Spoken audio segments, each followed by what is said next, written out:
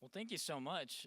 It's good to be back, and I think it's always about the quality of people that are here, and instead of necessarily the quantity. So I think what I'm going to do, I'm going to kind of skip some of the slides and really focus on some of the items that have been really at our heart within the NFT community is around how do we, as people that care about decentralization, care about the proper remuneration of intellectual property, how do we find ways of working together with larger scale institutions? And the backdrop of this is that the system, I mean, we've all heard kind of the usual talking points. I don't want to rehash the things that we already know very well, but centralized institutions have a lot of the modes of distribution, but sometimes the energy comes from these centralized communities, and the ideas and the novelty come from a bottom-up approach.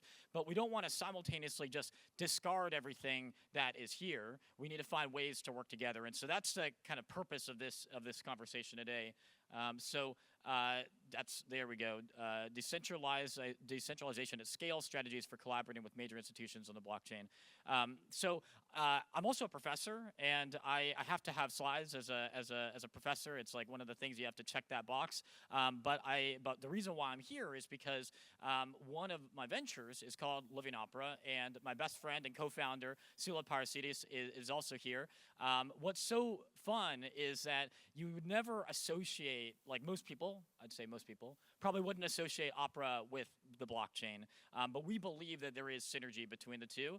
Sula is a leading dramatic soprano. She's been doing this for 20 years. Norman Reinhardt, not here, but is also a leading tenor. And one of the things that I really want to convey in the next 8 or so minutes is that just because we have good ideas within the blockchain community, and that we believe that we kind of have the way of the future, it doesn't mean that we can be necessarily entitled. We have to put in the hard work, we have to do excellent work, and we have to work intentionally to partner with the right people to actually see our products, our ideas come to life.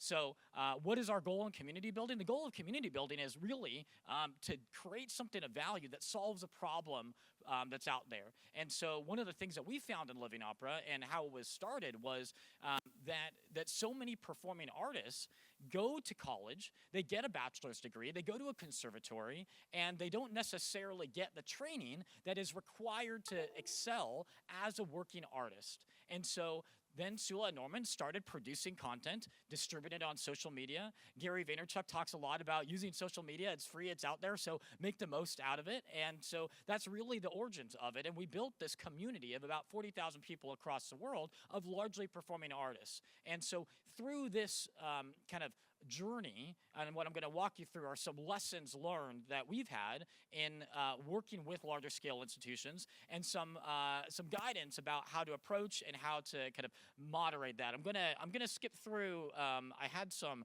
extra filler slide in case there is more kind of questions about the intellectual basis of all this, but I don't want to go into that now for sake of time. So I also just, again, putting slides up. I'm not expecting everybody to read everything that's up here, but just to kind of explain the backdrop of why work with institutions, because sometimes within our decentralized community, we can take the mentality of, oh, like let's just do our thing and forget everything else. No, we live in a world, we still have to get groceries, we still have to get in a car, we go different places, get in an airplane, and so it's important work with people and build bridges with people as much as we possibly can. So leveraging established distribution mechanisms, access to resources, regulatory navigation, there's all these different reasons why it's really fruitful to work with larger scale institutions when possible.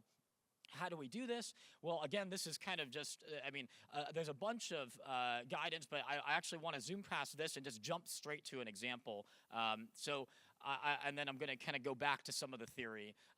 In textbooks, one of the ways that I always learned best was going through examples, and it'd be like, there's enough textbooks that just like give the talking points. Let's actually see something play out. So I'm also a professor at the University of Nicosia, and one of the things that's really excited me is seeing, and I don't know how many people have heard of University of Nicosia. I hadn't 4 years ago, but I saw an ad on Google that was about the Open Metaverse Initiative, and I was like, what is this? What is this Open Metaverse Initiative?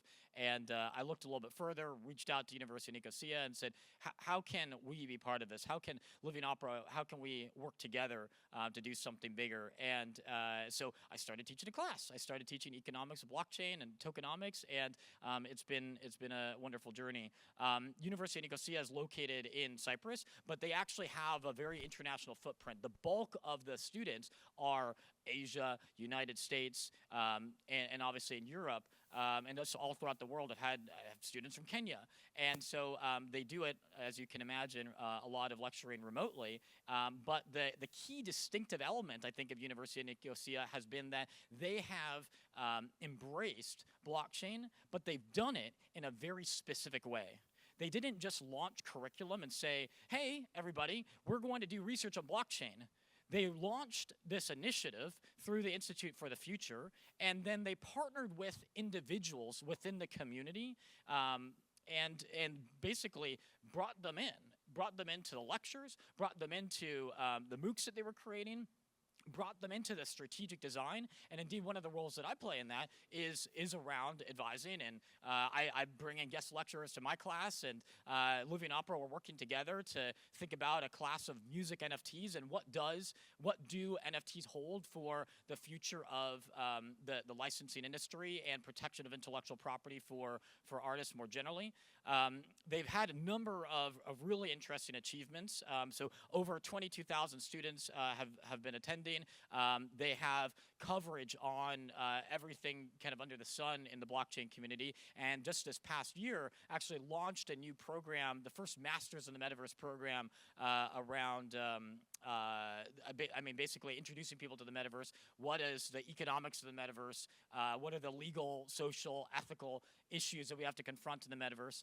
And so I didn't give you that much background about myself before, but 2 doctorates. I have appointments out of Stanford, out of various universities. University of Nicosia is like the one institution that I've really seen that's like a serious higher ed institution fully embrace and say, yes, we're jumping headlong into this, but it's not just about hype. There's actually content undergirding the curriculum. There's actually like working with people within the community to make it fun, engaging.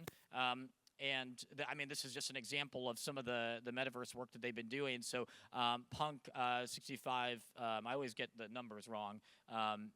65, 50, or I should be remembering this, but he's been participating and actually guest lecturing in the MOOC on the metaverse. And so it's been really exciting and fulfilling to see how you can actually work together. But the key is, and this is where I want to kind of take the rest of the 2.5 minutes that we have together, is around how do you take energy, how do you take intellectual content around just like educating students, educating professionals. How do you take this and actually see something change in the real world? Because we don't just, as a professor, I never am content with just saying, I did another class. Here's another semester. Here's another 60 students. If their lives aren't different and they're not feeling more empowered, I haven't done my job. So one of the things that University of Nicosia has done is that they've tried to build an entrepreneurial incubator within the broader ecosystem and launch companies. And so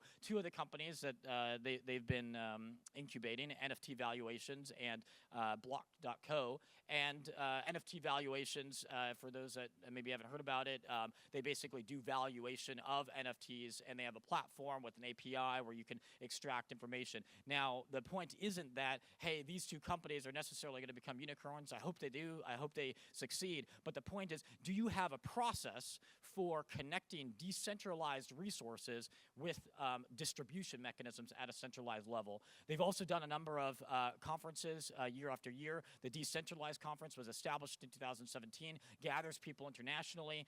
Spiros Makridis, kind of similar as my last name, so we Greeks, we oftentimes have very similar names.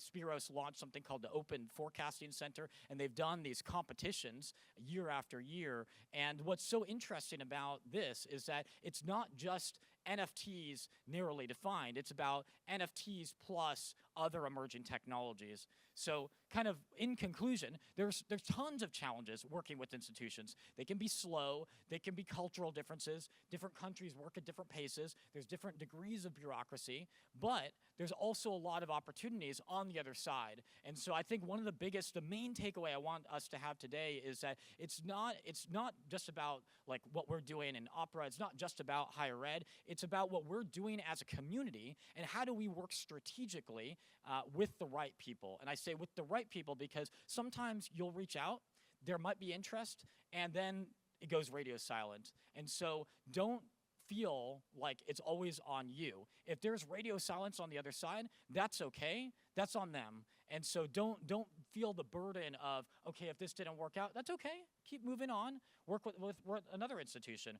You don't necessarily need to be like, I need to find a brand partnership with Bank of America or something like that. Start small, build up, and in the process, you'll organically find the right partner. So with that, I'm Christos, and it's great to see you today. Happy to chat afterwards, and thanks so much for your attentiveness.